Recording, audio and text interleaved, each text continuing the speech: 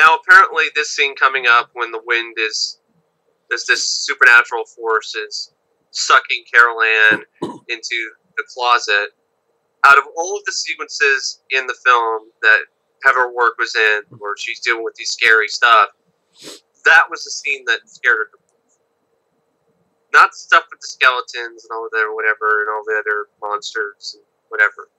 It was this scene. I can see why, because you have to, hang on to, and yes, some of it's a fake doll, yes. Right. I'll take that over a CGI any day of the week. Because this is a miniatures right there.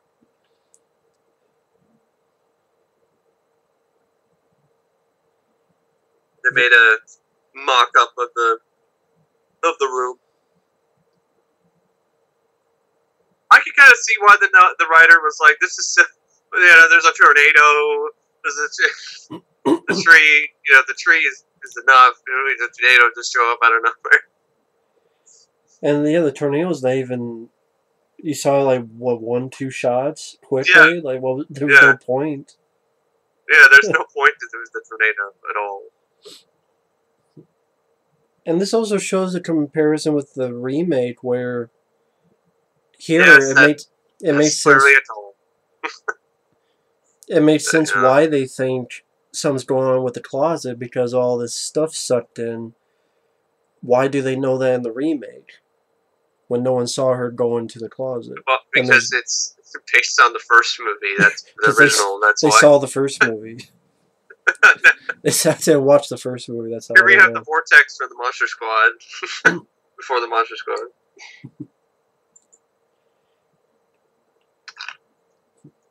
Yeah, it's like, what's the point of the tornado? The tornado. I guess so that there's no tree there anymore. I guess. Oh, I just noticed that the light cover is C-3PO.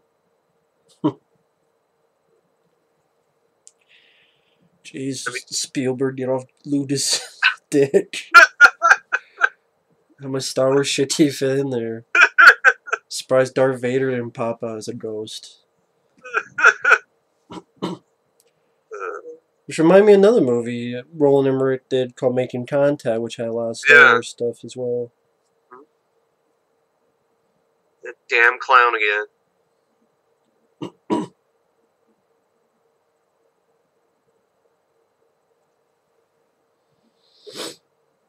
I mean, you've already been through hell already. You've seen your kid get swallowed by a man-eating tree, and now your daughter is missing. And all their stuff is piled up in the closet. Yeah, but this is how you handle characters, not a kid who's scared by everything, like in the remake. Exactly. It's a good thing. They're the way, they're great characters. Very deeply human characters. I always felt that way about this movie, that these were characters so well written and performed by Craig T. Nelson, Joe Beth Williams in particular, that they come to life in a way where it's like not really watching something fictional. It's as if it's actually happening before your very eyes. Right. I honestly felt Joe Beth Williams' performance was great enough. I personally felt he should have been nominated. Nominated for what? Nominated for what? An Oscar. Okay. Academy Award. Oh yeah, this is the pit with for their swimming pool that we'll later see the corpses. Show up. Yeah, the skeletons show up later. Well, quick, in case people ask, what are your thoughts on the sequels? Granted, Mike has reviewed these, but 2 I like 2. So do I. Most original cast, all the original cast returned except for Tommy Khan, because she was sadly tragically murdered. There's some great effects. Julian Beck is fantastic as Reverend King. I like Taylor, an actor who played him. I can't remember. Name is escaping me right now. And there's some nice effects and everything. I thought the climax was a bit rushed, though. But it's a fun one. It's a fun sequel. It's the last really good Poltergeist movie. Because after that, you had 3, Richard Firecrotch, and hey, let's take a good idea, ghost in a high rise, something I've always wanted to see, and you fuck it up. The actor you're thinking of is Will Sampson. Will Sampson. Part 2. Yeah, he was good. He was really good in that. Another thing I liked about Part 2 is Trey Nielsen had a bit more to do with his character. That was a nice thing. When he drank the worm and was acting all crazy, that was a great performance on his part. Yeah, and 3 God, sucks. His holy temple. Yeah, he was great too. And Part 3, yeah, that one sucks ass. There's some interesting in-camera effects. I like Tom Skerritt. Nancy Ellen, though, is a two-faced bitch in that movie. Yeah. Badly written character. Yes. Unlikable. You don't buy any change her character goes through. No. And fucked up why ending. is it Kane again? And it's just some guy in makeup, and it's not very convincing. And yeah, the ending they fucked up and changed, and this is a good. That was a nice bit of acting by Trey Nelson. I like how they made up his face, to, because they showed a passage of time. A long time has gone by, and it shows that he's tired, he's haggard. Definitely worn out. Would be. I mean, that would be physically and emotionally devastating. Your daughter has disappeared. Well, also it was a nice idea in the fact of people would ask, why don't they just move? Yeah. Well, here's why: because their daughter is there. Because that's always the trick. How do you get people to stay there in a haunted house? I love this. He's like, this is feet across the roof. So this 7 hours. Equal distance. He's all like, this is so impressive. Brah fucking over. Fantastic. And then he just opens the door. He's like, yeah, Yeah, look at this shit.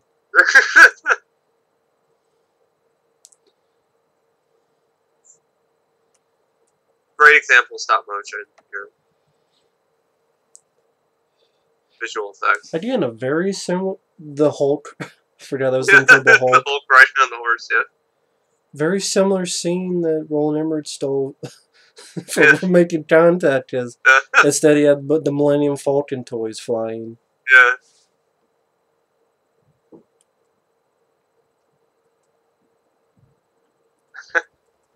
Beatrice Straight as Dr. Lesh, and another great performance here. An older woman in a role like this, in a film like this, and it's not, and she's not casted because she's creepy looking or anything, Right. A lot of horror films are just, they'll cast Lynn Shay, like every horror film nowadays. Play the creepy old lady.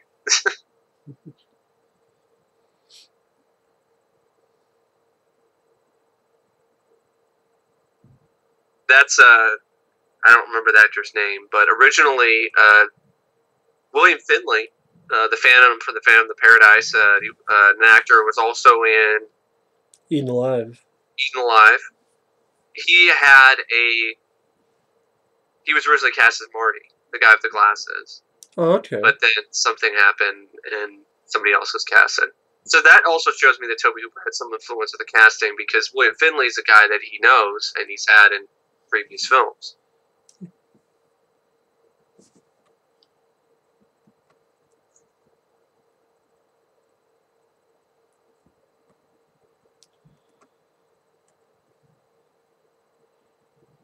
Did you ever see the TV series?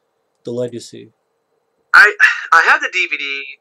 I haven't watched it again, but I remember watching. I checked out season 1 from the library years ago, and I was getting into the pilot, but it was one of those library DVDs that people used like it was a fucking hockey puck. So it was all scratched to shit. So it was like, so scratched up, so scratched up. So it was all scratched up, and it would freeze and skip, and I just gave up. But I didn't mind what I saw at first. I was like, kind of interesting. We'll give it a shot.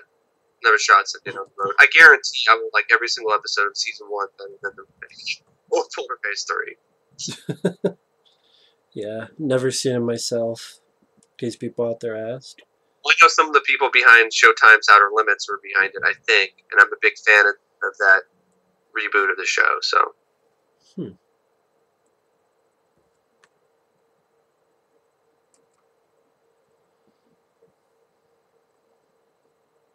I think this might be the scene coming up where I thought Joe Beth Williams' acting was just so good.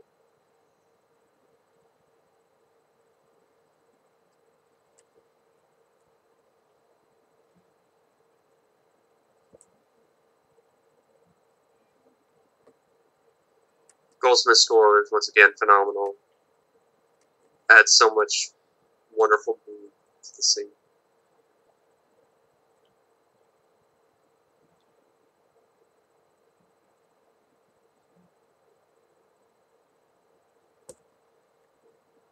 She has to act to the air. That's not... She makes it look easy. It's very impressive for a actress who hadn't really done a lot of big work.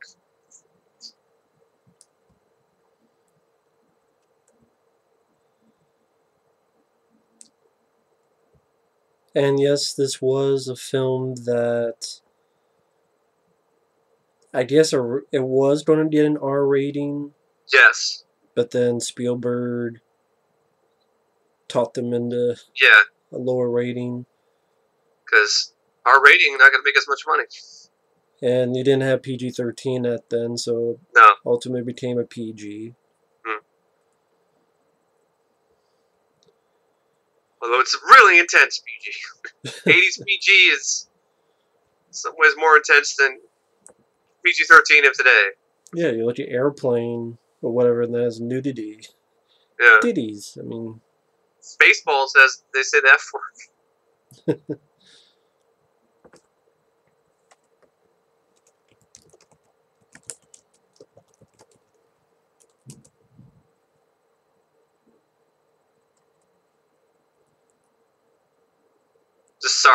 I'm mesmerized. It's just such a great movie, a really well put together sequence. Now we're just looking something up. One of the stars of the last season of Poltergeist was The Undertaker. What? Yeah. Holy shit, I need to see season 2 then. No, it's season 4, the last season. Oh, season 4. There's 4 seasons? I didn't know there was 4 seasons. There's only 1 season that was released on DVD. No, there's 4 seasons. He was in as a bad guy, like the evil. Oh man, that's great. Soul chaser or something. I wonder if he said "rest in peace." I have to think so. But yeah, the show it ran from '96 to 1999, and there's about 4 seasons worth. Yeah. It's another great performance by Joe Beth.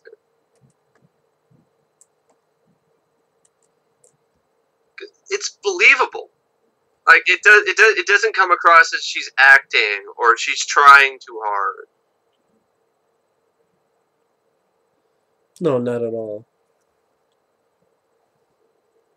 It comes across as genuine, and that's a big reason why I like this film so much. Is these characters are genuine.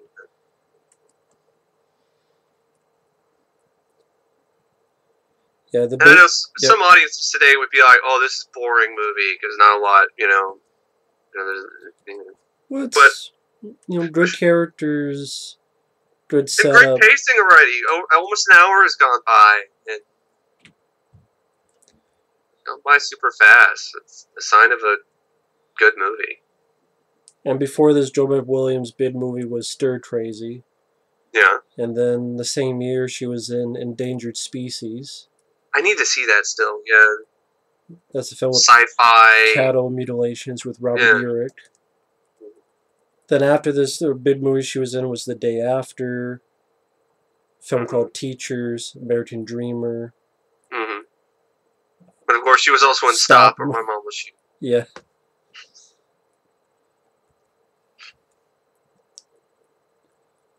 The piece of shit Wyatt Earp.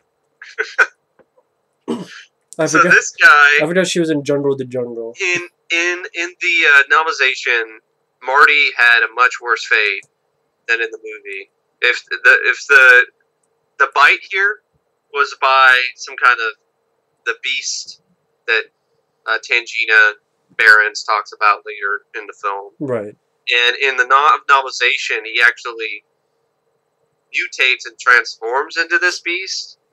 And it's pretty detailed transformation, like American Werewolf in London type painful transformation type thing. And that would have been where would have happened to him, because he got bit and then he changed into this beast and then he ran down and then it was like a hallucination or something and then he ran down the stairs and it's like I got bit. And then in a scene later, which will be coming up pretty soon. Things were different in the novelization as well. Did they go into what the appearance of the beast was? Yeah.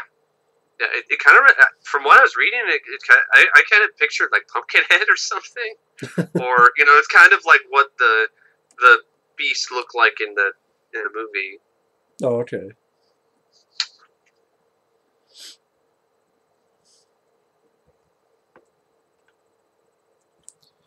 And they're whispering because the people are asleep. Okay, they're not whispering because we don't want to wake up the ghosts.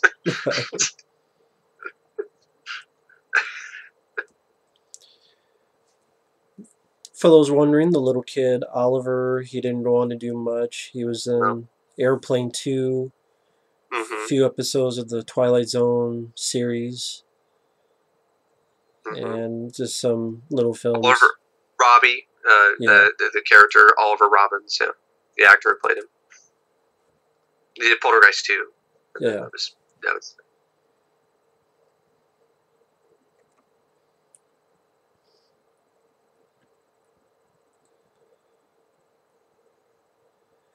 I like scenes like this. It builds character. Yeah. Beatrice Straight, she was most well known. She won an Oscar for the film Network. That's a good movie. Best Supporting Actress. Probably my favorite role of hers, though, is in this, though. It's just because the first one that introduced me to her. And oh, yeah, she was also in Chiller. I don't blame her. It's not her fault. That movie's boring and lame. Yeah, it's pretty lame. This is much better. Definitely. That was a Wes Craven. I almost didn't even say his last name correctly. Wes Craven. Craven. Not one of his best. No. One of his worst. It was also a TV movie, but still, he did really good stuff with the 80s Twilight Zone, so. Yeah. I like that quote.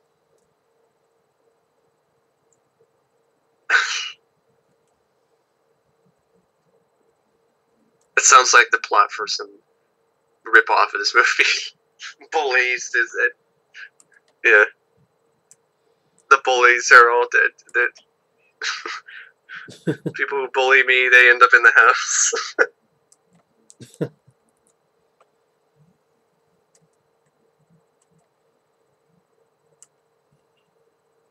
Now, Spielberg is taking a lot of credit for the writing. He originally wanted to take all credit away from Mark Victor and Michael Grice for the screenplay. He wanted just sole writing credit, but he wasn't able to do that. And he's the one who asked them to work on the film, and they worked on what would end up becoming Always. But Spielberg happened to mention that he had an idea for Ghost Story, and then Mark Victor and Michael Grice, they were like, well, we'd rather do a Ghost Story, so they decided to work on Poltergeist. I don't know how much of the screenplay is Stevens and how much of it is theirs. That's another controversy, possibly. How much he stole? Yeah, but I just Spielberg. feel that that's pretty lame on Spielberg's part to be like, you hired these guys, and then later you're going to be like, it's my movie.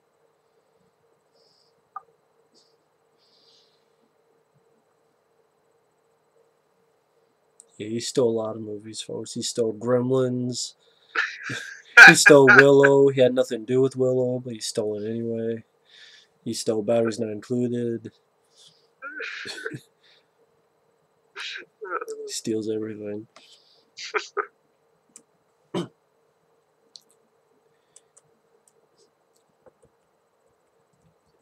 In case people wondering, this came out weekend of June 4th, 1982. Debuted at number 3 with $6.8 million. Yep.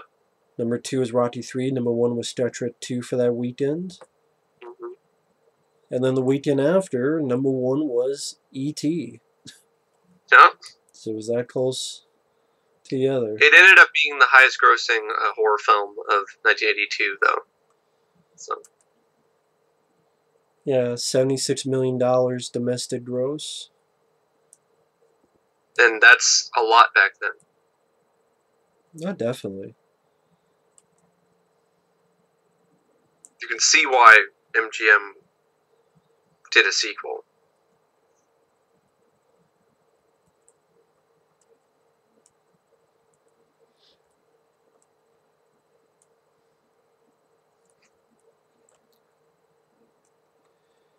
Yeah, because it's one of those movies that, as they say, had legs because, you know, it would drop to like 5 or 6, but it would stay consistently week after week at the top 5 or top 6, or does it? Well, yeah, it's a great movie. So I mean, I can see totally why it had legs back then. There really was not a ghost story like this that I could think of in terms of a film that took place in this setting, had these characters. They were like a family, suburban family, and then dealing with this kind of paranormal activity. It's old. That's what an old Cheetos bag used to look like, folks. Looks totally different, doesn't it? There's no orange to be found on that thing.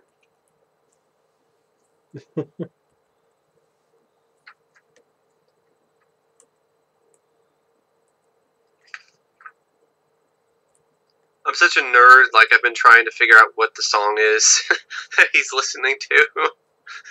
And I don't think I've ever been able to find the song.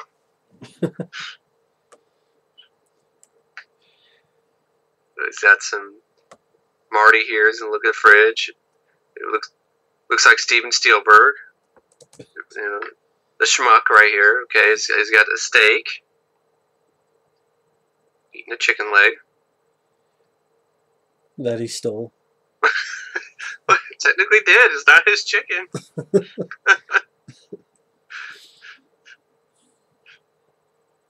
Surprised it's at KFC. 80s KFC. Probably is 80s leftover kid. Now this is great. The steak. This was done by using a real steak, which was laid over a slot cut between the tiles in the countertop.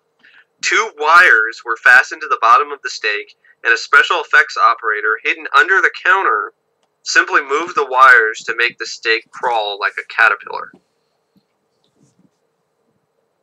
Using your ingenuity, figure out a way to do it practically.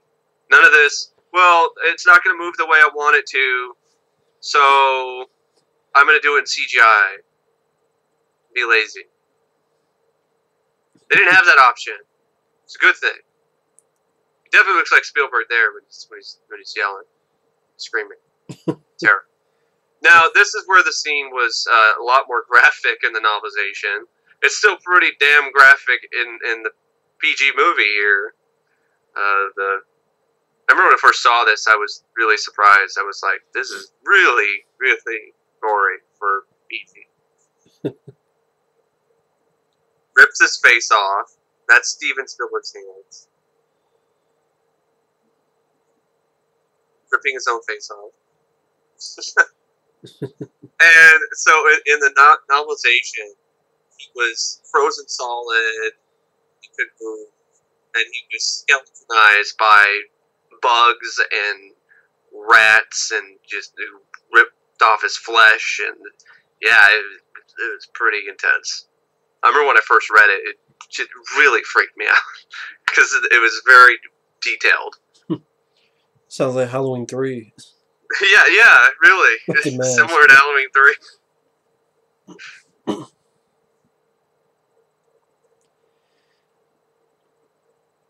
Well, I mean, Spielberg's also the same guy that blew up his and Raiders of the Lost Ark and ripped out hearts, so... Yeah. I mean, now he says he's a family man, but back then he was... Well, he took some chances for sure. Temple of Doom, I saw it in the theater recently. It was a lot of fun. And I forgot how much fun that movie was and how fast-paced of a thrill ride that movie is. And seeing it in the theater on the big screen really did solidify like how messed up that movie is for a PG rated movie. Yeah.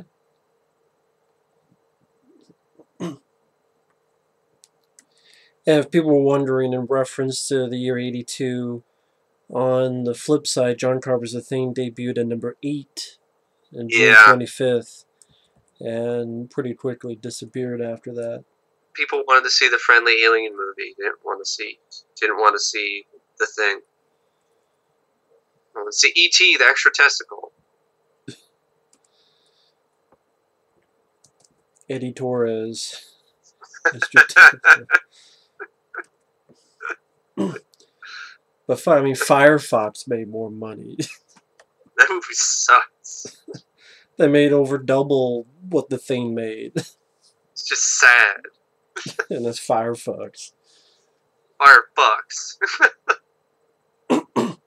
Nobody gives a fuck about Firefox. Yeah. It's a piece of shit. I don't know why this guy didn't leave already. Yeah, I know. If you had you pulled your face off, what are you staying for? Yeah, these are effects done by Richard Edlund and company.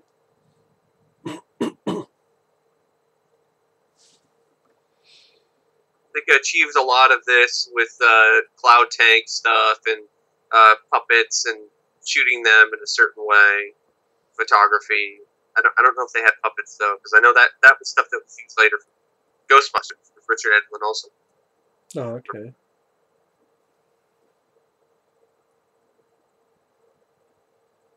Still impressive effect.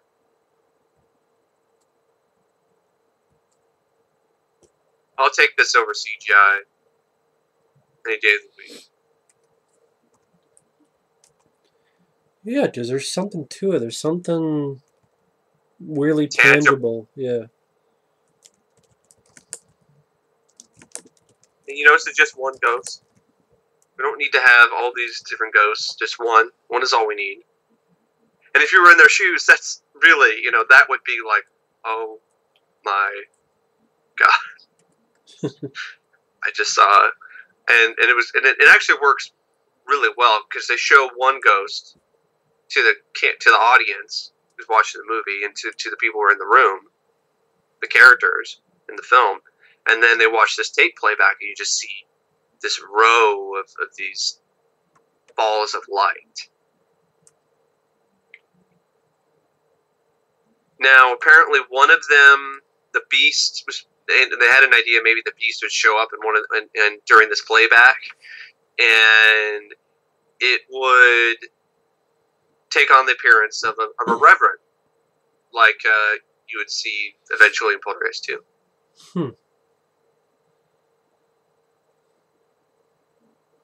I love that effect where it starts to, they just look like balls of light, and then you see that they're They're people. Apparitions.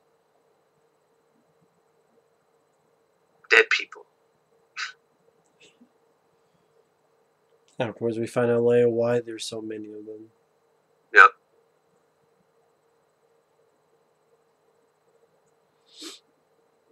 Poltergeist 2 is a good companion of the first film. It does expand upon the mythology, lets you in on some things and stuff like that.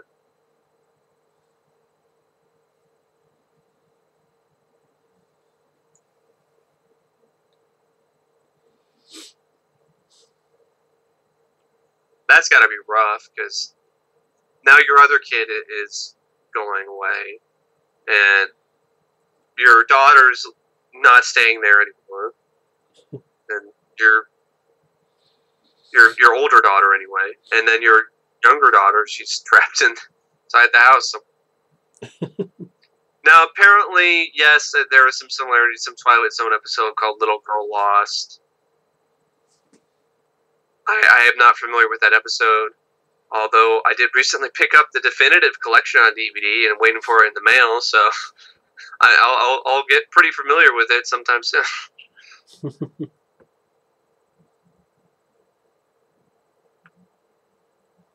I think that even if there are similarities, I think there's just enough differences, so I wouldn't think it's the same story.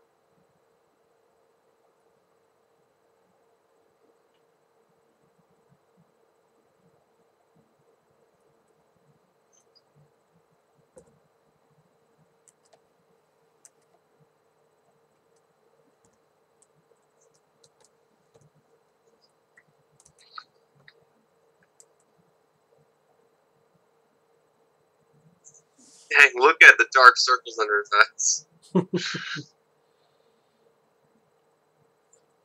Jesus, Steve, look at shit. Introduction of James Karen, who would be in Return of the Living Dead and Invaders from Mars, among others. I like that. That's subtle. The piano just moves. It's almost comedic. It's almost like, this is almost like the Poltergeist is just messing around here. It's like, yeah. That's your one. Now, at the time, James Karen was a commercial spokesman for Pathmark supermarkets. He actually ended up receiving hate mail from people saying they would never shop there again because of his character's treatment of the Freelings in this movie.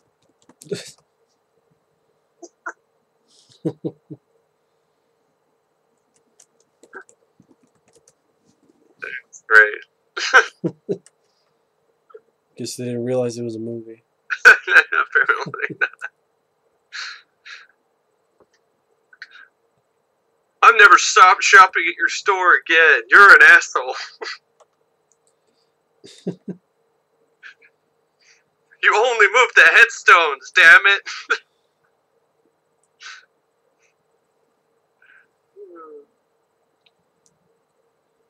This is a nice little moment here where she thinks maybe I could just communicate with it. Maybe things will turn out okay. They would just open the door and get my girl. But, no.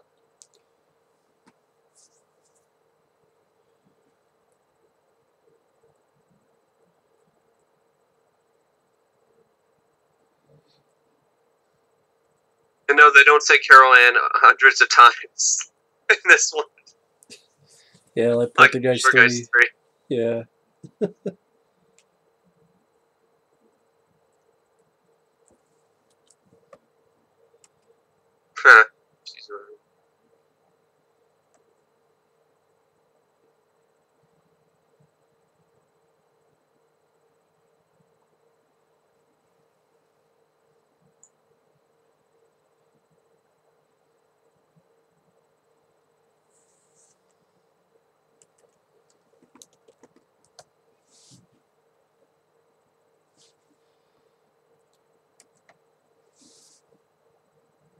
You can also look at this film as kind of a subversive twist on the suburban sort of home and suburban life. And I kind of find it hard to believe that Spielberg would really like to do a story where it's completely turning a lot of the conventions that he uses on its head.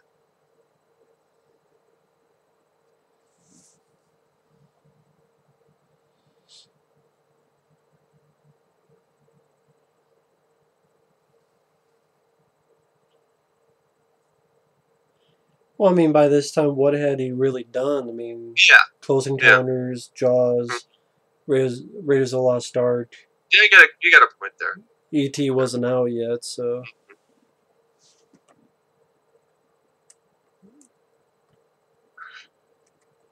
It's a matte painting. Pretty effective. Something that's not used anymore. No. Although I've been watching Sleepy Hollow for a film studies class, and there are some matte paintings. It's actually pretty cool to see.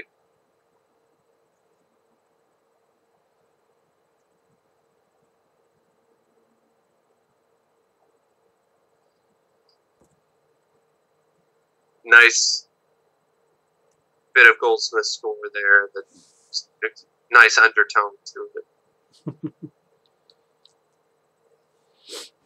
Precursor of the revelation that is to come.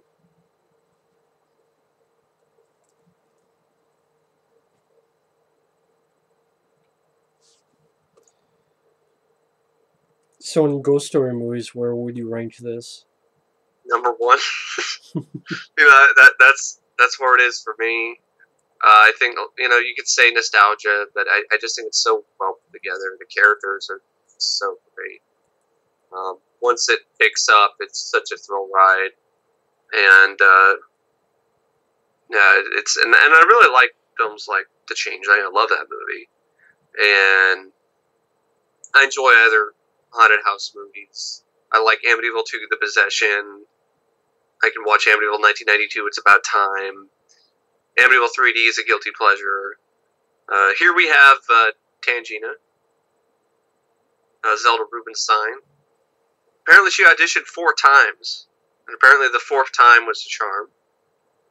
I don't know why she had to audition 4 times for this role, because she's absolutely perfect for it. Now, she has been the one that's been pretty open about saying that Spielberg directed it. She even said things like Tobe Hooper couldn't even direct Traffic. She was saying that Tobe was drugs. He was on drugs and things like that. I don't know for sure, but she was on the set, so it's kind of hard for me to dispute a lot of stuff. Right. Maybe Spielberg did shoot her scenes. Could be the case. Maybe Tobe shot other scenes. How do you feel about that? Well, I think Tobe Hooper was taking shots of Dr. Pepper while this is going on. I mean, I don't know. I mean, no one wants to, especially after Toby's passing away, just be a man, Steven Spielberg, and man up and fucking admit it. One way or another. Instead of people asking 20 questions upon 20 other questions. Maybe you should answer why you said no to a Blu-ray of this and all that special edition. Yeah. What was the reason for it? Did he ever give a reason?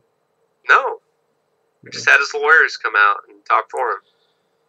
I mean, yeah, special edition 1941, which he directed, but that was a bomb, and not Will Light, but not Poltergeist. And Poltergeist is considered by many to be one of not only the best ghost stories, but one of the best films ever made, period. Like, it was on the New York Times list of the 1,000 best films of all time. You know, it's on the 1,001 films you must see before you die. It's on a lot of best of lists. It deserves to be on there. And it's got bare bones, totally bare bones release on home video. I mean, when you do stuff like that, it's just going to create more questions, and people don't think more things are fishy about it. So you're not doing any favors. No. And this is when you weren't doing a lot of ghost stories like nowadays, where you get like one a week. Blame Paranormal Activity for that shit. Yeah, Insidious, Conjurings, Nuns. And then all of the direct-to-video ghost stories, knockoffs, the Amityville Haunting. Oh, and the Amityville Awakening, which is coming straight to Google Play this October. For free. You can watch it for free.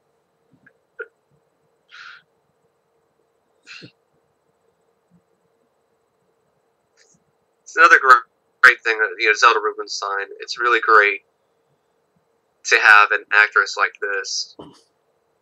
Very unconventional. So, I know this is jumping in, but are we led to believe that the Beast is Reverend Cain? Yeah. Okay, so you see the Beast here in your mind, it really is Reverend Cain that we see in the sequels. Yeah. That's how I interpret it, anyway. Okay. I think Rubinstein's character, Tanginus, he says something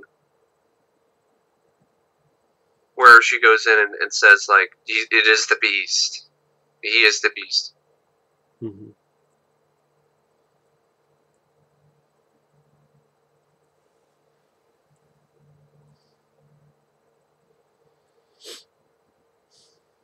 This makes the film even more surreal and the whole situation even more, because you have this supernatural craziness going on, and then you have Tangina.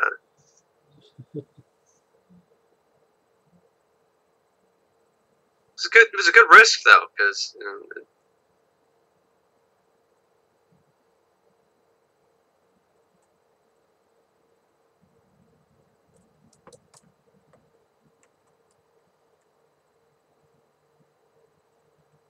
it's a good performance by Zelda Rubinstein as well. Mm-hmm.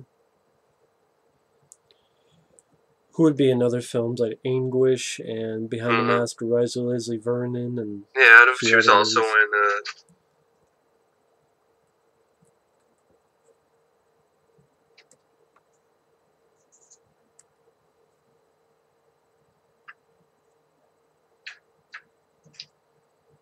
Also in what? I'm sorry. my cat is distracting me by just trying to be under the desk. I'm like,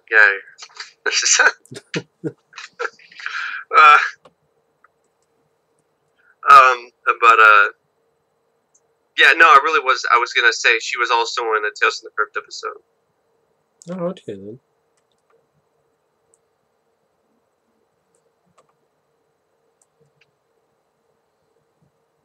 And speaking of stuff that was on the Poltergeist Curse documentary and the True Hollywood Story, there were other stories, not just about Steven Spielberg, but stories about some supernatural sort of stuff. Jo Booth Williams said that when she came back to her apartment from shooting the film, she would see that all these pictures were crooked, and she'd fix them, and then she'd come back, and then they'd be crooked again.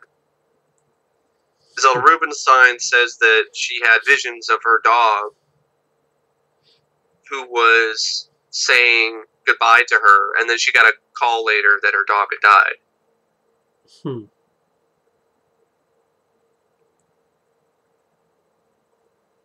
It's a good scene.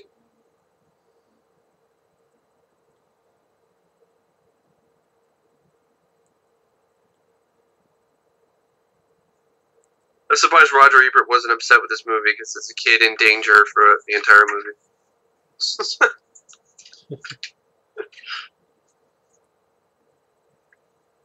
It's the Beast.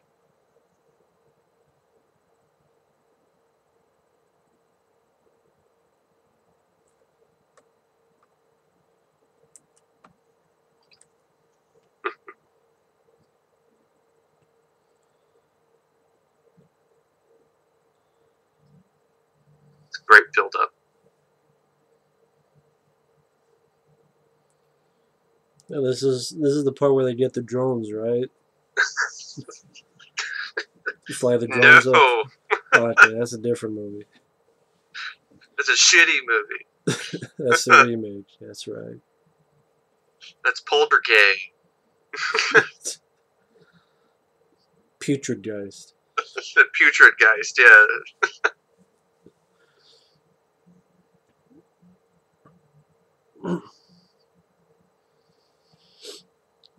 It's pretty cool how they do it. It was a rope and tennis balls.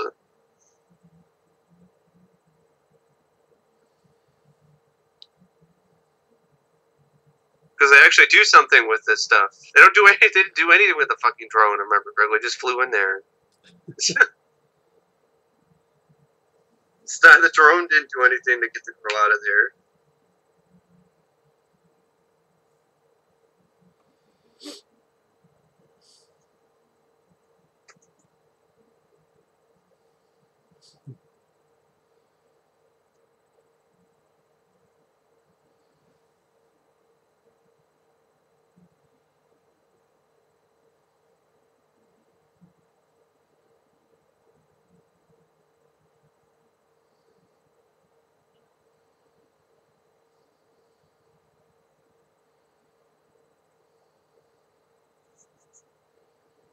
Difficult thing, you know. You have to do it though to.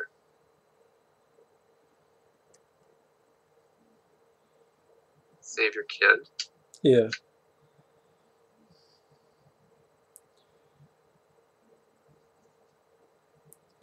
I wouldn't say it's strange, but it's one of those weird things where now, like, the BHS straight character is pretty much pointless throughout. Yeah, she's like, there to I'm stand. coming back, but I'm going to bring help. And everyone stay there and gawk. I'm just going to be a cheerleader. It's how she's we a cheerleader. We kind of already have that with Tangina, so. Got the. They didn't give her anything to do. At least the other guy's catching the tennis balls and ready to play tennis with the ghosts. Mm-hmm.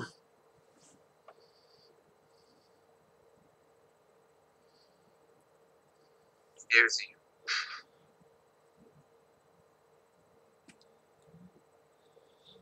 I love that line.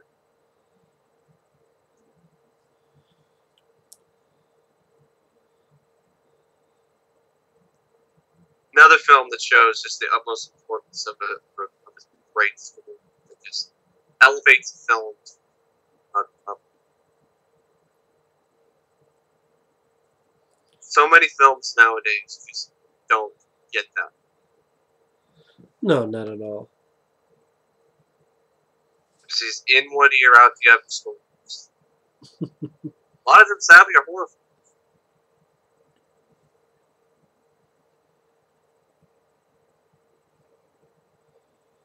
This is where the disco Ted plays out. The rave. The polter rave. Get those. Rave to the grave. Get those like green or blue, like just glow sticks and. Time to do a juggle act with the tennis balls.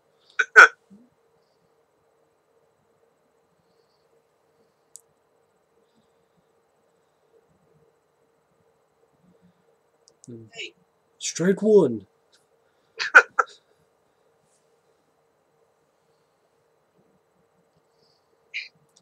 cat's stealing. Stop cheating on the cords. Cat's going crazy for Poltergeist too. Well, you said before animals see Poltergeist before anyone. So. Nice guy Poltergeist in this house. Number 2. That's the remake. Strike 2. It's a number 2.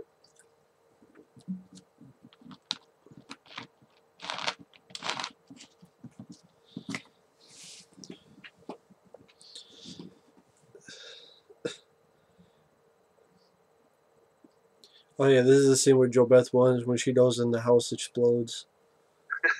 Then the movie's over. So we're almost done with this, folks. We got about 5 minutes left. So house explodes, movie's over. That would be terrible. The worst ending. I think Tobe Hooper, maybe his version, like Vegas from Mars. Or it was all a dream and then the house explodes. Oh god, no. It was all a dream, and then the house just blows up. It would be like the Deadly Blessing ending, or Deadly Friend. Anything with deli in it.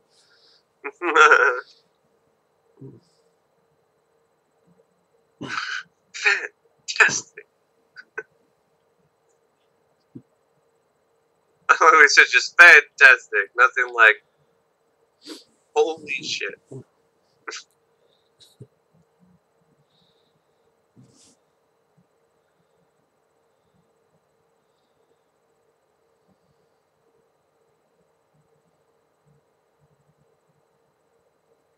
Someone called the Ghostbusters. Somebody give me the Ghostbuster.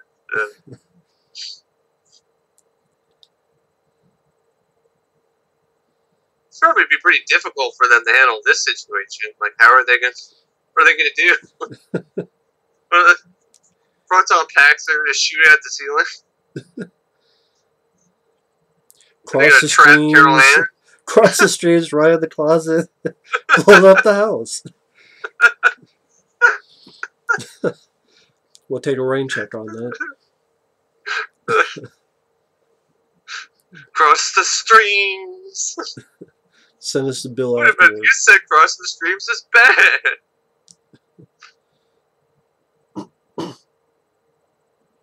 You said going into the light was bad.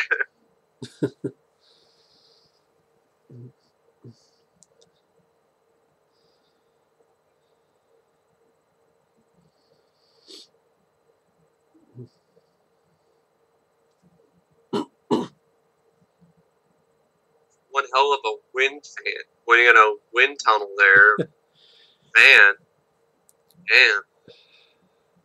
Yeah, if someone dances in front of it, we got a music video. They're really sad. Well, Tobe Hooper directed the music video for Dancing with Myself by Billy Idol. I didn't know that. I didn't know he did music videos. Apparently, he also reused some props from the Funhouse. Yeah. In that music video.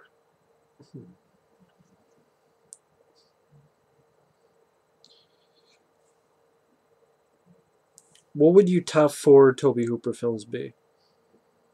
See, it's hard for me. I want to put Poltergeist on top, but it has this connotation associated with it that Tobe didn't direct the whole thing, so it's kind of. It would definitely be in there. I love Texas Chain Saw Massacre. I would probably say that would take the top spot. And I put Poltergeist at number 2 because that is Tobe's film, 100% Tobe. Chainsaw, yeah, absolutely. And then TCM, Texas Chain Saw Massacre, and the Funhouse. Very nice. Although I also like the Life Force. Yeah. Good choices. What were your top 4? That's tough. I mean, I like that effect. Yeah. It's a good skull effect. Well, somewhat of a skull, but Craig Nelson fucked up. Let go of the rope. You're just lucky that worked out that way. Because he fucked up. He thought it was Stormface Action Jackson. That's why he let go. That was Action Jackson coming for him. Oh, shit, I gotta get my karate going right now. I mean, as for Tobe Hooper, I mean, Chainsaw Poltergeist would be up there. It's tough. I mean, I like Chainsaw 2 a lot. Like the Mangler a lot. Life Force. That's tough. Yeah.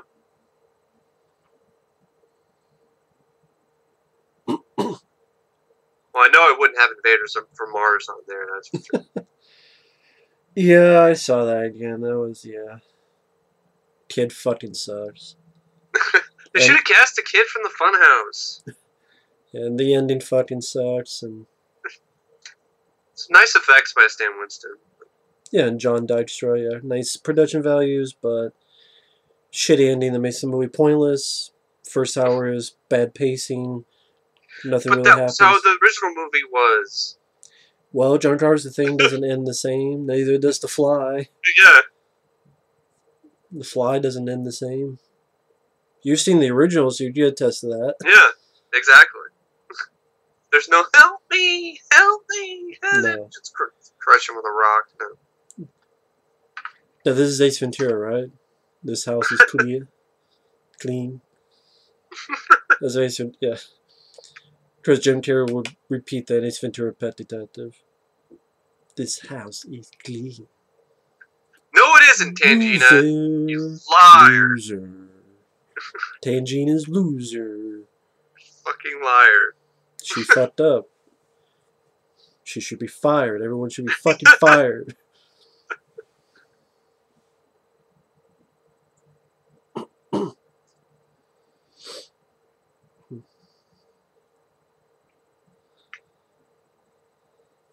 But I think that was a nice touch, though, that it's like, oh, everything's fine, you know, movie's over. Nope. Yeah. I don't think anyone bought it, though, because if it was over, they would have ended it. People would be like, why does it keep going on? Especially when it gets to nighttime again, but... Yeah.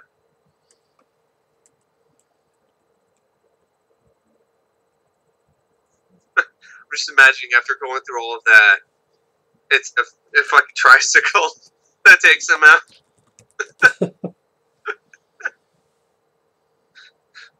Went into the netherworld, and then fucking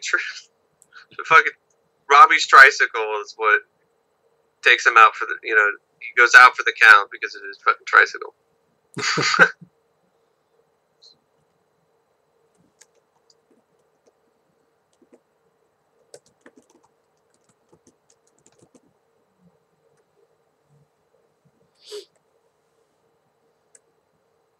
Yeah, I wouldn't stay either.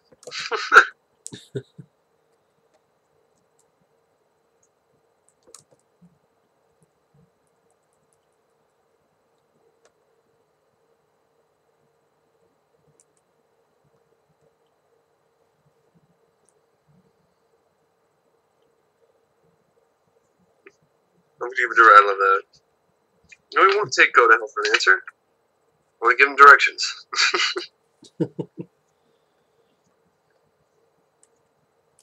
Steven's a take no shit kind of guy.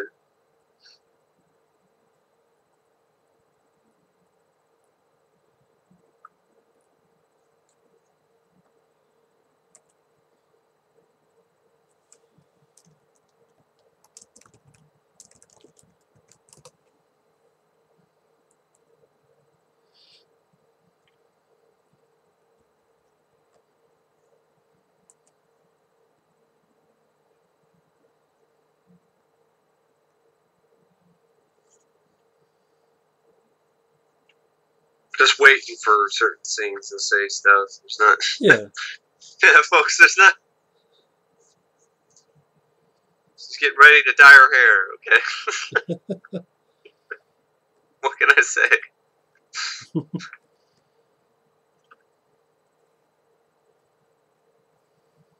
I can say the lighting is pretty ominous in this scene already, though. Like, whose lights are like red or orange in your bathroom?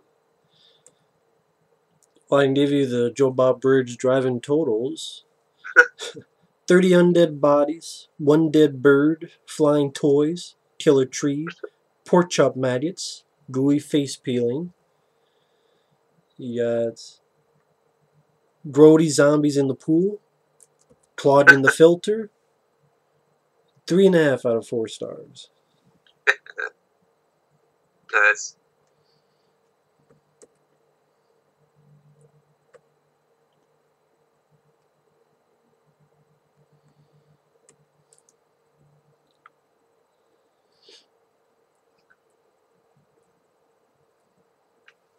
Dog likes to watch.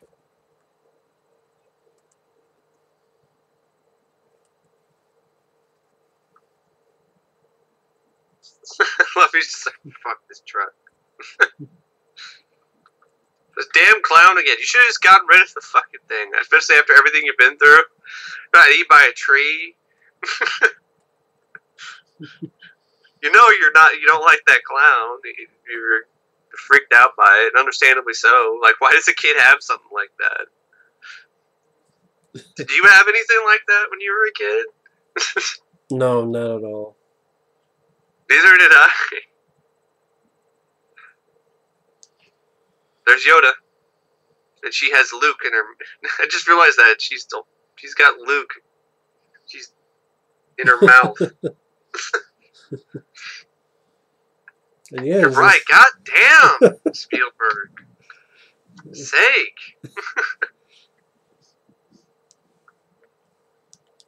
How much of George Ludi do you have in your mouth? Exactly. Jesus.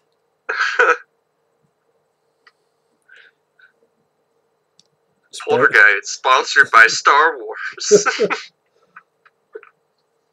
Say, hey MGM, thanks for the free promotion. Your friends, 20th Century Fox. For crying out loud.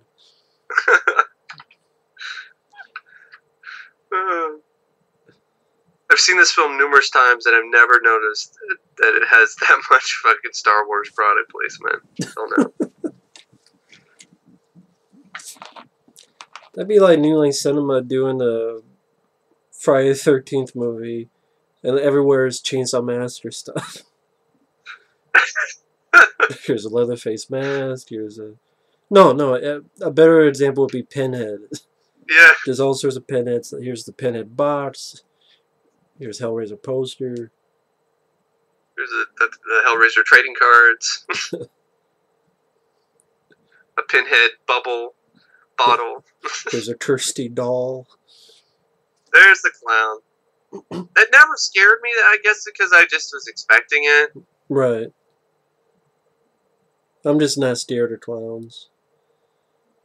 Tim Curry creeps me out in it, but it's only because of how he portrays it as this just goofy clown who's He's a good actor. Pretty sadistic. But yeah, for the most part, I'm not scared of clowns. Those automaton things in the funhouse, though, are pretty creepy. Like the animatronic clowns. Yeah. No, he was being really choked, right? Yep. The kid. Actually, yeah, exactly.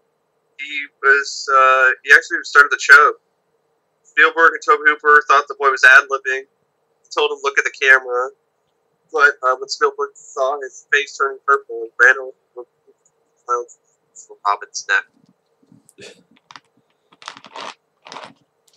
When his turned purple, and then you get in to help him. Nice job, Spielberg. Gotta get the shot.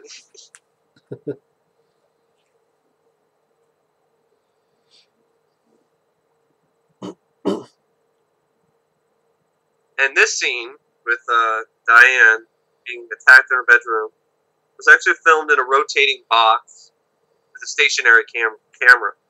This gave the appearance she was being dragged up the wall across the scene. So it's kind of like Elm Street? Yeah, kind of like the Fly remake. So. Yeah.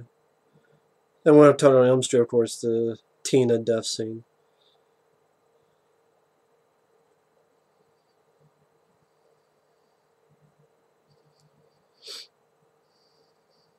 Love this scene. It's a great effect. Yeah, it's like now, yeah. That sound effect of the beast is actually the source for the current MGM lion. Huh. Yeah, here? It's still playing lion. So that's the lion roar for MGM. Yeah. Never knew that. And you never know this, folks, because there's nothing on the DVD except Ghost Hunting. Or where the hell it is. Fuck that shit. I hate ghost hunting TV shows. They all suck. Because they all lie. I feel you, Carol. No more shitty ghost hunting TV shows. my God, there's something in here. We feel it. Did you hear that? Did you hear that? Yeah, I heard you breathing. Yeah, I heard it. It was you farting. That's what that noise was. Of course, the skeletons right here that were real. Yeah, what really? I guess the times were different back then. You know, there wasn't the protocols were the same. I think she Now, mentioned in I Love the 80s yeah, that they were real. it's pretty freaky. I mean, Well, I guess from back then, from what I understand, it was cheaper to get real skeletons than it was to make them. yeah, It was that dirt cheap. You just buy skeletons. yeah. Which that's a horror movie in itself. Someone Exactly. being able to give you the supply Exactly. by killing people. Yeah, it's Spielberg. You know, the Spielberg and his skeletons. You know,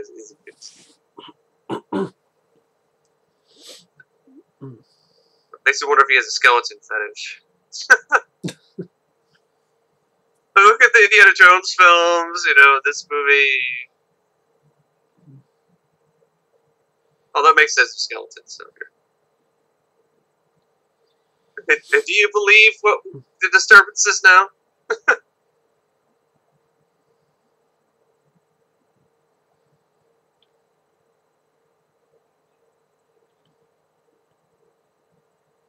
And then they're like, nah, you're on your own, lady.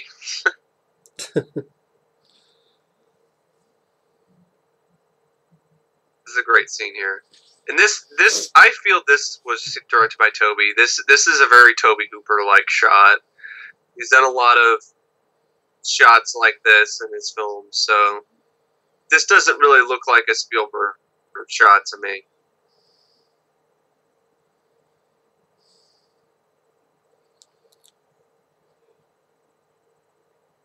That's a great effect too. Just like Don't go stomach. in the vagina. That's pretty wide pussy.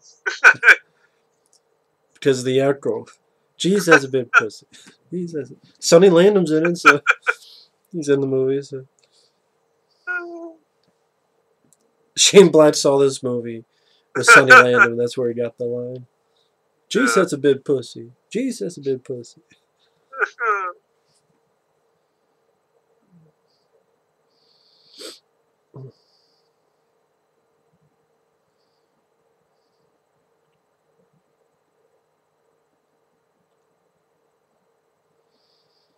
I thought this was a really impressive, effect sequence.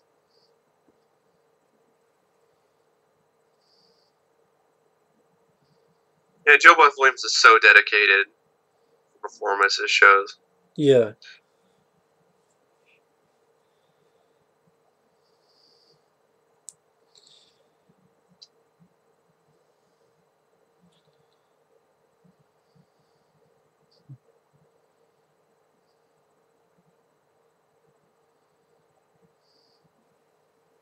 Now, the stuff with these corpses and stuff under the ground, there actually was an actual ghost story that actually happened later in life called the Black Groups.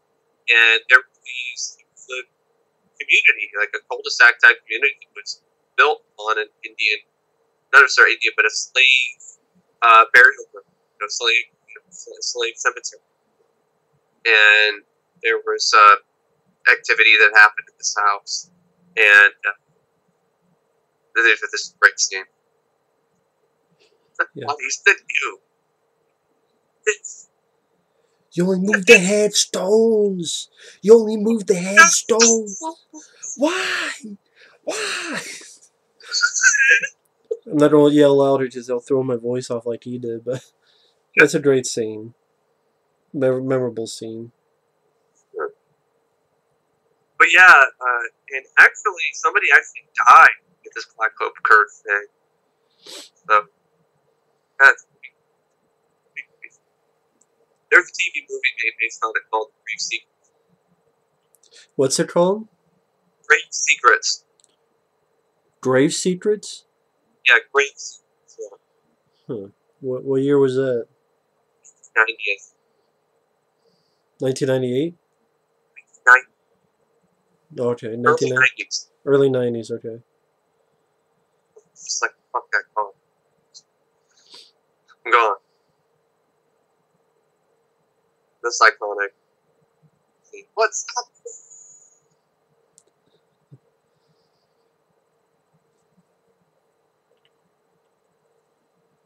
Well done, Brad. Very impressive with the coffin, just breaking up.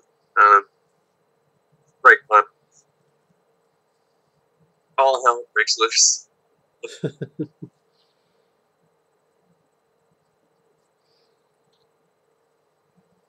This is fires. And then it turns to him.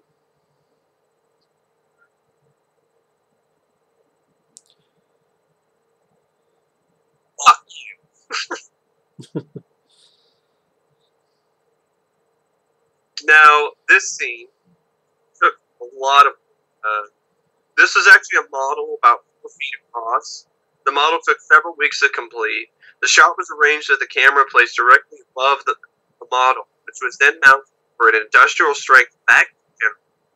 The front door was facing directly up straight to the camera. The model also had about 100 wires attached to various points in the structure. These wires went down through the back of the house and down through the vacuum collection sack. The camera was turned on and took 15 seconds to wind up to the required 300 frames per second. The vacuum was turned on, the wires were yanked, and several special effects guys blasted the house with pump action shotguns. The entire scene was over in about 2 seconds. They had to be and luckily they got it right.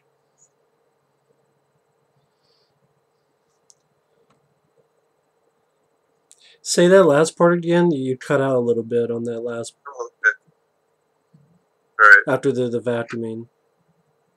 So the vacuum was turned on, the wires were yanked, and several special effects guys blasted the house with pump-action shotguns. The entire scene was over in 2 seconds, and they had to wait until the film was developed before they knew if they would have to do it again. Luckily, they got it right on the first take. Ah, okay.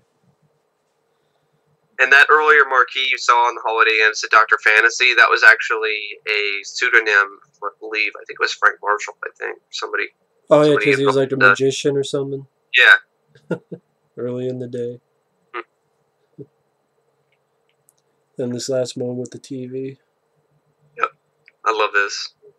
This is a Hooper kind of thing, where it's subversive. There's a lot of stuff in this that's kind of like the media is subversive against the media.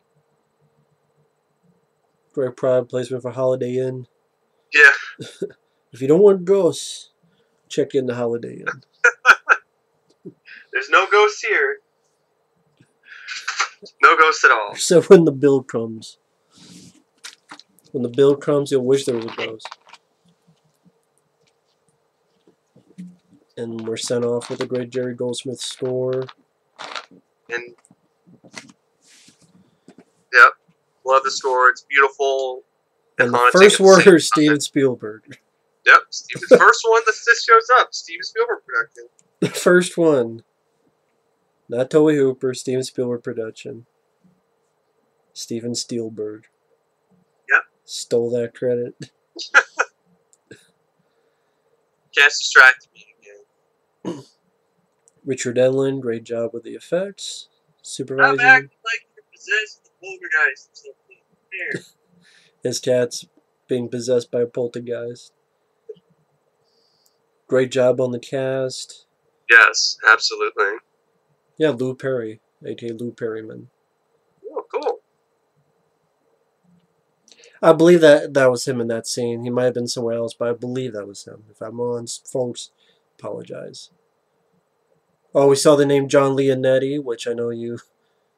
Yeah, John Leonetti, the guy who directed Mortal Kombat Annihilation, I remember correctly, right? Can't remember. Craig Reardon, didn't he work with Tobe Hooper? Worked with him on the Funhouse. Worked on with him for a lot of stuff. He worked with Tobe on Eaten Alive as well as the Funhouse. Special sound effects, Alan Howarth. I wonder if that's the same. Maybe that's a different Alan Howarth. I'm thinking of the Alan Howarth that works with John Carpenter on scores. Yeah. I think it might be, actually, because somebody was talking to me and said that he talked to Alan Howarth, and he was saying that it was more of Tobe's film. Okay. Yep, John R. Leonetti directed Mortal Kombat Annihilation.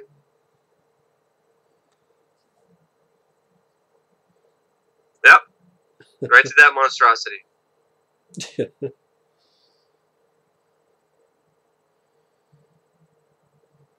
I've always loved this. Ghostly choir and everything.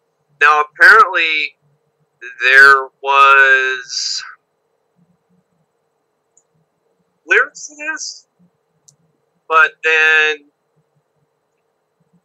they didn't decide to go with that. They just went with the ghostly choir. Yeah, you didn't need lyrics to this music. No. Not at all.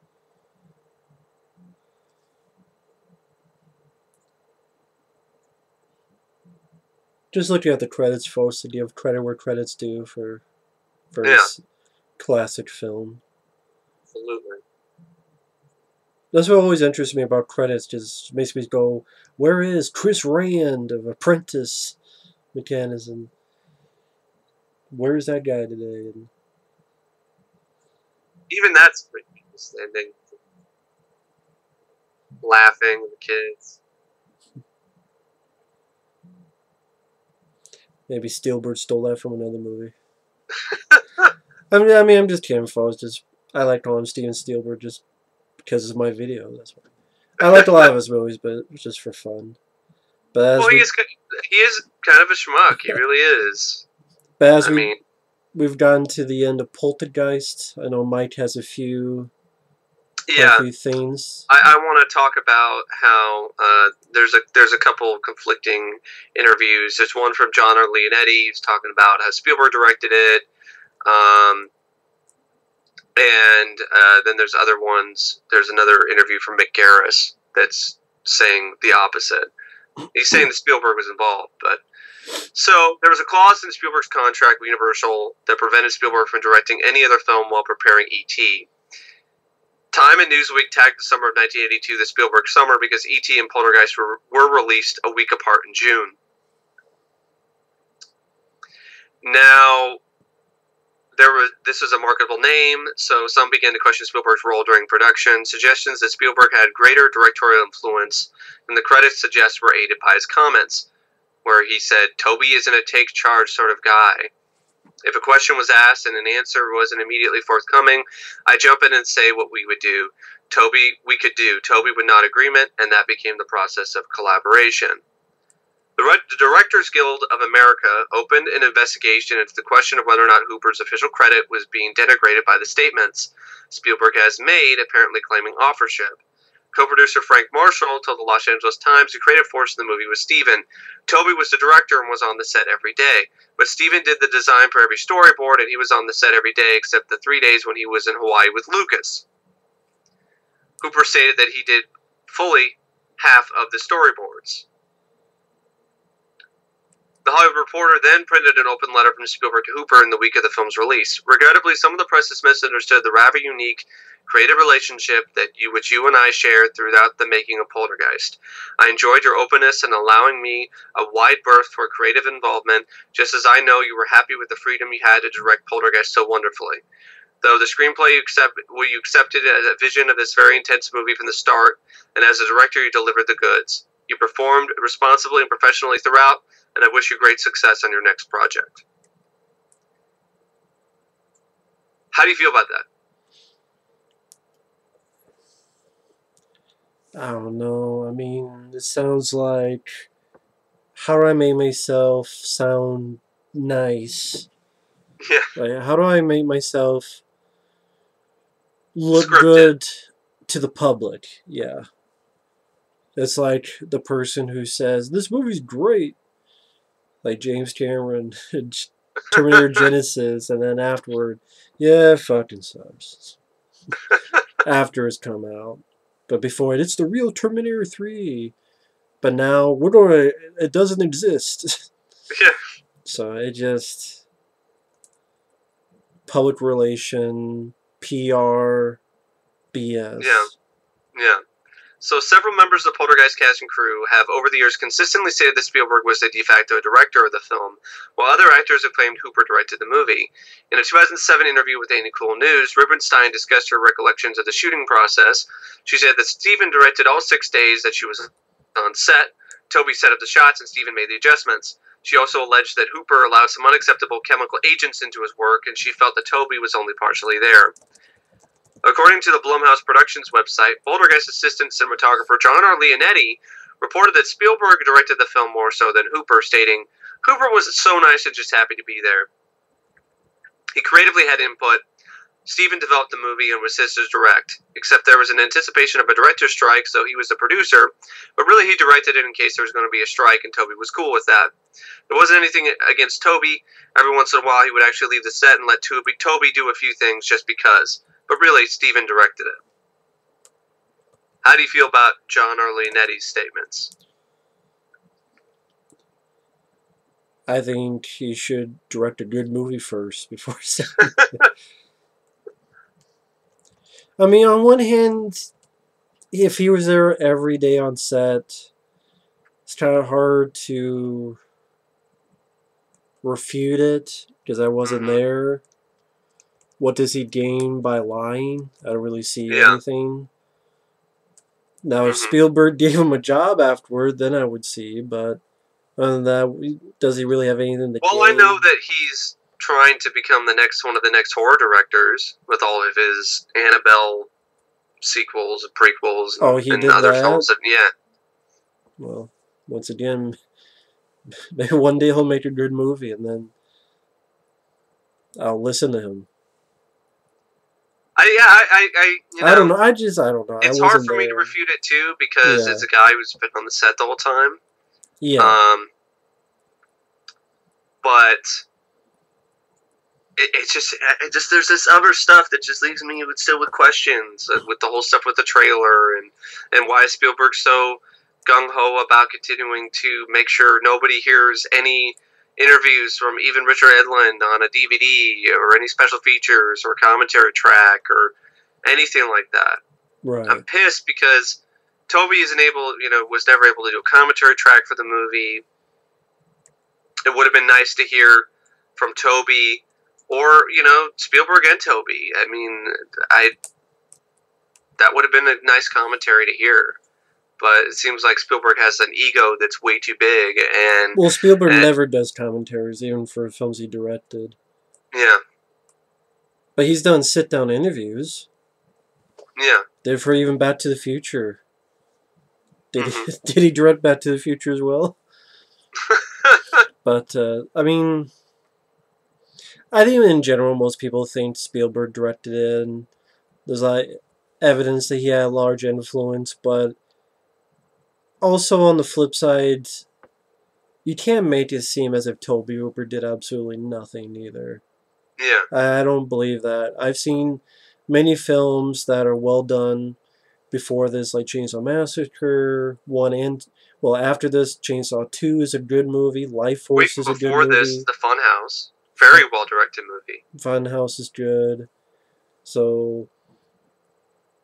And you can see some influences when it comes to Poltergeist in films like Life Force, especially from a visual effects standpoint. Yeah. I mean, some of the effects are... You have even scenes of stuff flowing around in a room, like you did in Poltergeist. And But... Here we have Mick Garris. His thoughts on this.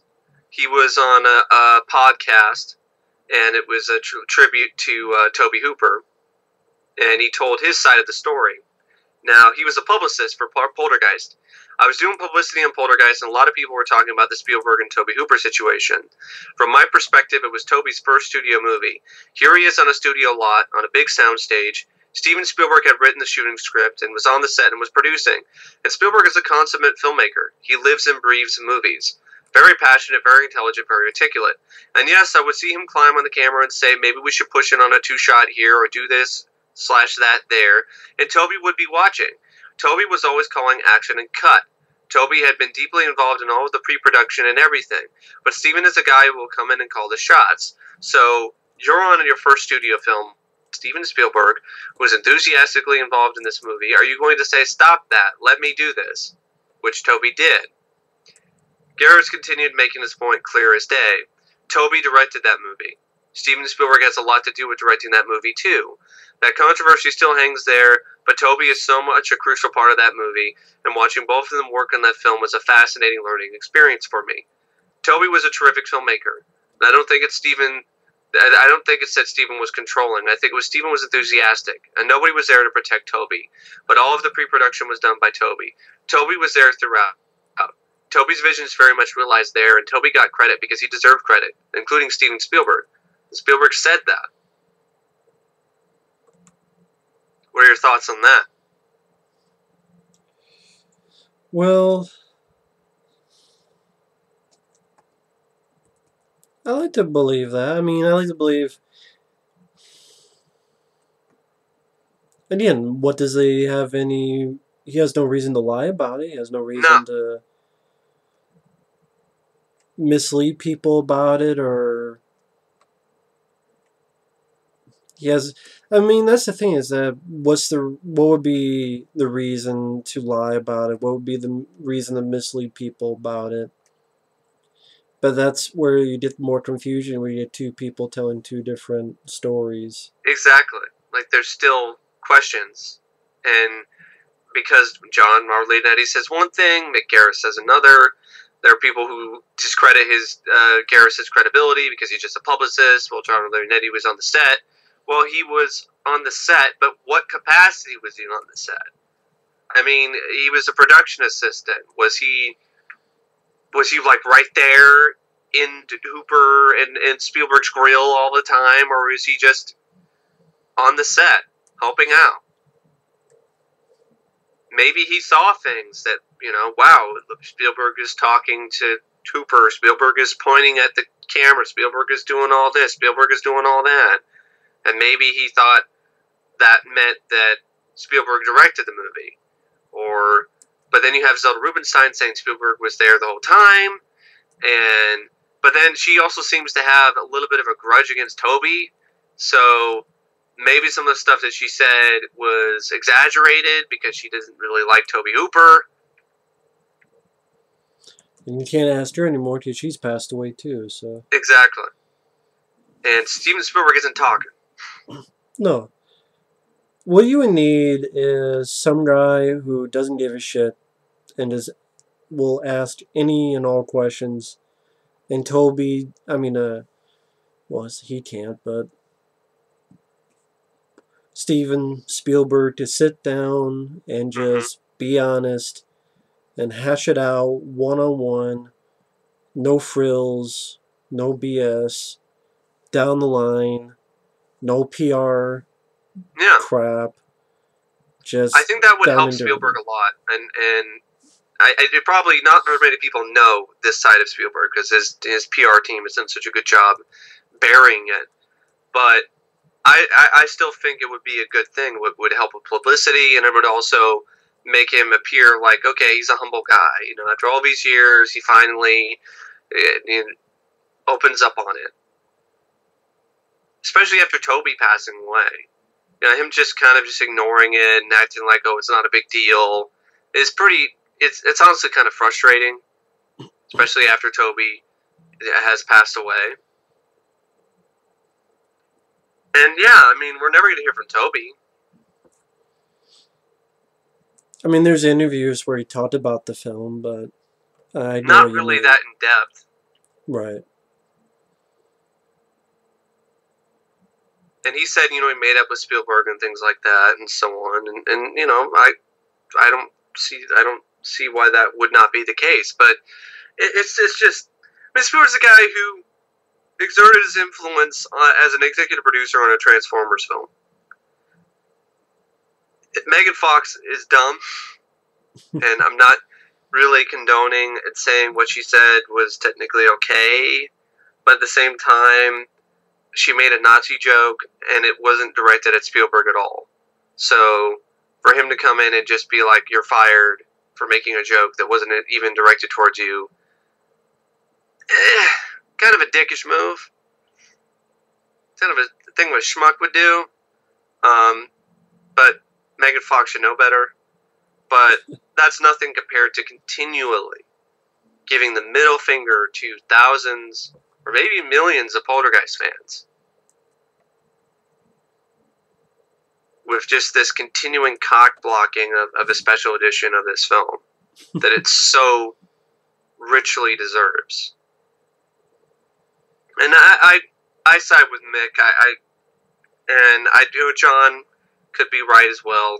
It's probably more of a collaboration than anything else.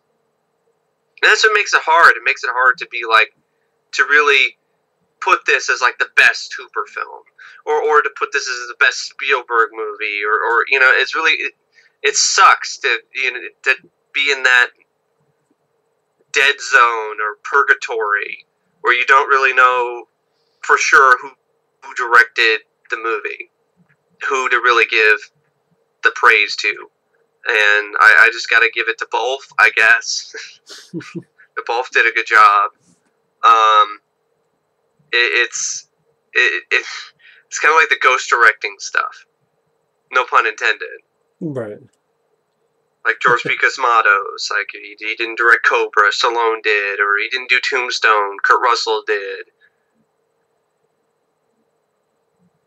It's frustrating and a little bit annoying to really not really know all the answers. But at the end of the day, we still have a great classic movie. Exactly. So whatever happened, and they were able to work together. And whatever percentage of the movie Spielberg directed versus whatever percentage of the movie Tobe did, all of it turned out really well. And I'm absolutely pleased with the film. I love the movie. I just don't love the way that it's been treated by Steven Spielberg. That's the thing that I don't love about it. But it's always going to be one of my favorite films, and I do feel that Tobe still, let's not act like he didn't do anything. I mean, that's the thing that upsets me too. I agree with that. But yeah, that was our fan commentary of Poltergeist, a great flick with a likable cast of characters, great acting, fun special effects, beautiful score by Jerry Goldsmith, nicely told story about a regular normal family dealing with these supernatural proceedings in suburbia. And it wasn't like Paranormal Activity, which is a shitty version of Poltergeist, if you think about it. Or the remake. Yeah. But want to thank Mike for joining me for this commentary. I know I'm glad you had me. I know I was pretty quiet, but you definitely had a lot more to say, trivia-wise, stuff I didn't know about, stuff I couldn't know about because there's not much official-wise, DVD, Blu-ray-wise. And there's probably more out there. I didn't break out anything from the Horror Hound article. I think it's Rue Morgue actually, though. It could be Horror Hound. I think it might be Rue Morgue, but I'm not 100% sure. But I do have it, and as well as Poltergeist is a big part of popular culture as well. I mean, it still is. I mean, back in 2008, they did a DirecTV commercial where Craig T. Nelson reprised his role as Stephen Freeland.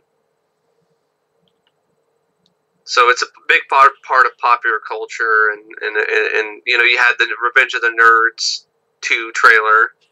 Yeah, the teaser trailer, which was a nod to the Poltergeist 2 teaser trailer. With they're bad. Yeah. So it's one of those films that stood the test of time, and it was really a lot of fun to watch it again and watch it with you and talk about it and vent. on some stuff. So I hope you all enjoyed it, and maybe we'll get together and do some other commentaries on some other movies. That'd be sometime. fun. So for everyone watching, thanks for tuning in. Take care, and we will see you later. Bye-bye. See ya.